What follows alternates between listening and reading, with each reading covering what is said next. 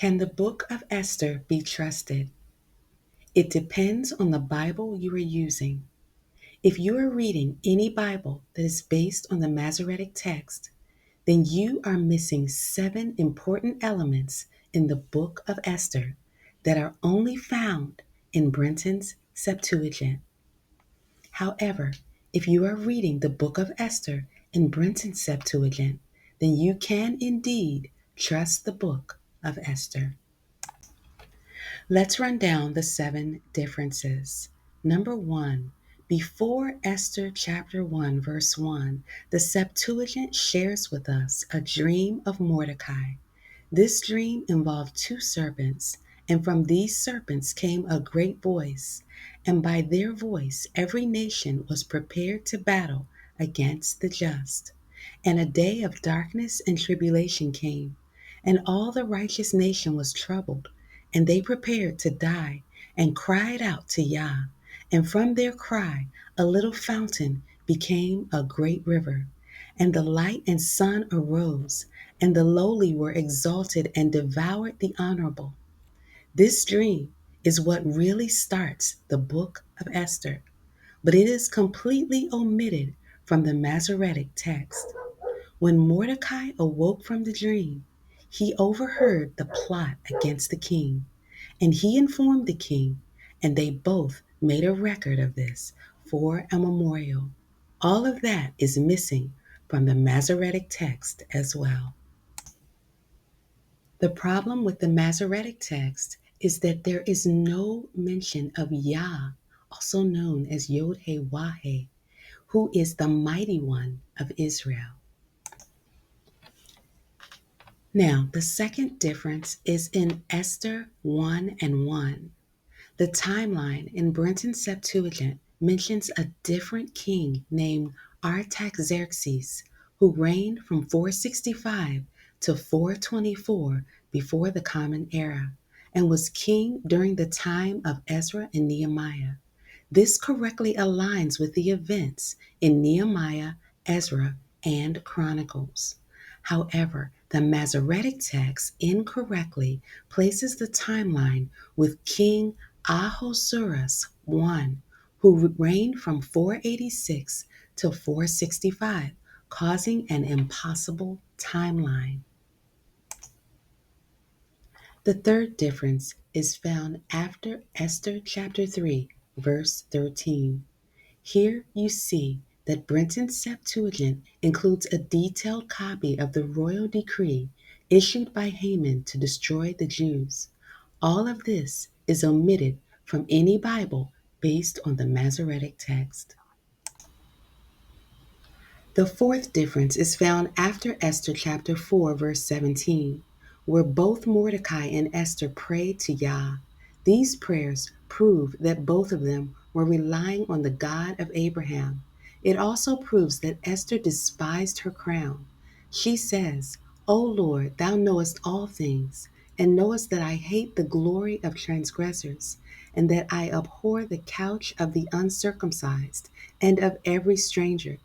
Thou knowest my necessity, where I abhor the symbol of my proud station, which is upon my head. In the days of my splendor, I abhor it as a menstruous cloth, and I wear it not in the days of my tranquility.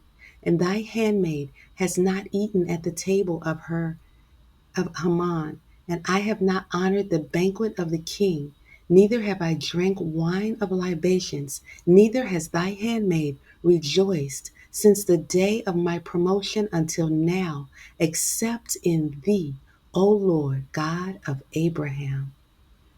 Now, the Masoretic text does not include any of these prayers, and it does not include any reference to the Most High Yah. Esther also prayed that Yah would manifest himself in the time of their affliction and encourage her. She said, O King of gods and ruler of all dominion, put harmonious speech into my mouth before the lion, and turn his heart to hate him that fights against us, to the utter destruction of him and of them that consent with him. But deliver us by thy hand, and help me who am destitute, and have none but thee. The sixth difference is found in Esther chapter 8, verse 12, where there is a formal proclamation reversing Haman's decree. And this message acknowledges the sin hating vengeance of the ever seeing God. More honor to the God of Israel that is missing from the Masoretic text. The seventh difference is in Esther chapter 10 and verse 3. This is where Mordecai interprets his earlier dream.